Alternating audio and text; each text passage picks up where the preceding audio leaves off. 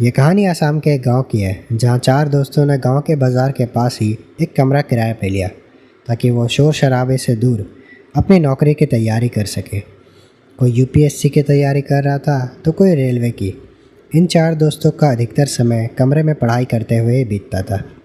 एक दिन देर रात जब ये चारों दोस्त पढ़ाई कर रहे थे तभी दिनेश के पेट में दर्द होने लगा। पेट का दर्द बहुत ज़्यादा था जिसकी वजह से सारे दोस्त घबरा गए क्योंकि उस वक्त उनके पास दर्द की कोई दवा नहीं थी और वो सारे अपने घरों से काफ़ी दूर थे।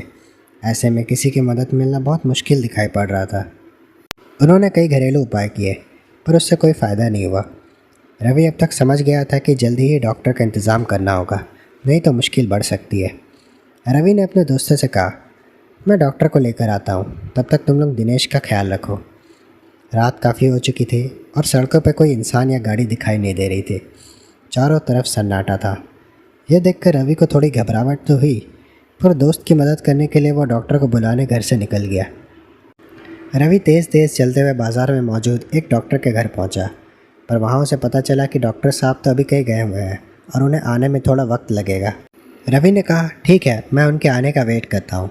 इस पर रवि से बोला गया कि तुम बता दो कि कहाँ आना है, डॉक्टर साहब वहीं आ जाएंगे। ऐसे भी कुछ पक्का पता नहीं कि वो कब तक लौटेंगे। थोड़ी देर सोचने के बाद रवि ने अपना एड्रेस लिखवाया और वहाँ से घर की ओर चल दिया।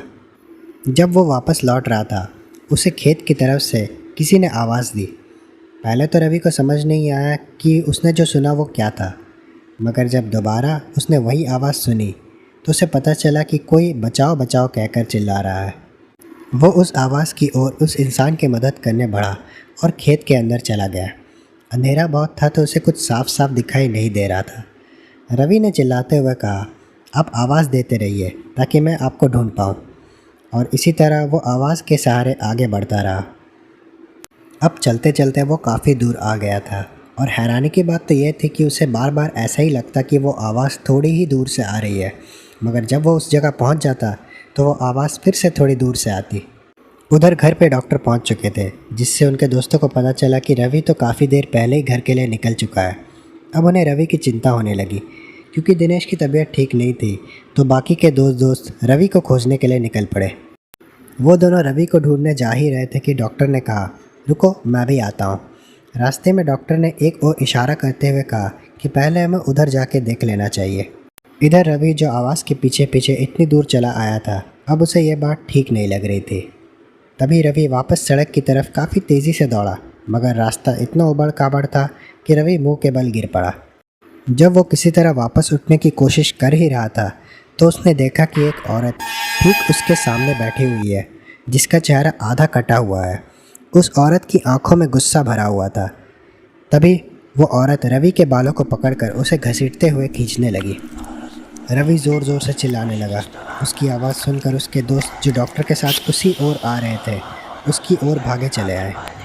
जब वो तीनों उसके पास पहुंचे तो उन्होंने देखा कि रवि को बहुत ज़्यादा चोट लगी हुई है और उसके सर से खून बह रहा है।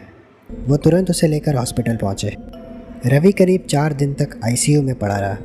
उसे जब होश आया तो उसने उसके साथ घटी सारी घटनाएं अपने दोस्तों को बताई। उसकी बातें सुनकर डॉक्टर ने उनसे कहा कि उनका दोस्त खुशनसीब था जो ज़िंदा बचकर आ गया, क्योंकि वो औरत कोई आम औरत नहीं बल्कि एक डायन थी जो कि उसका शिकार करना चाहते थे, पर सही वक्त पर उसके दोस्तों ने उसकी जान बचा ली। हेलो गाइस, उम्मीद करता हूँ कि आप सभी को यह कहानी पसंद आई होगी। अगर पसंद आई हो तो ज़रूर से इस वीडियो को लाइक करिएगा, अपने दोस्तों के साथ इसे शेयर करिए, चैनल को सब्सक्राइब करिए ताकि आप हर हफ्ते ऐसे ही हॉरर स्टोरीज़ एंजॉय कर सके। मैं मिलूँगा बहुत जल्द आपको अपनी अगली कहानी के साथ। तब तक के लिए बाय बाय, टेक केयर।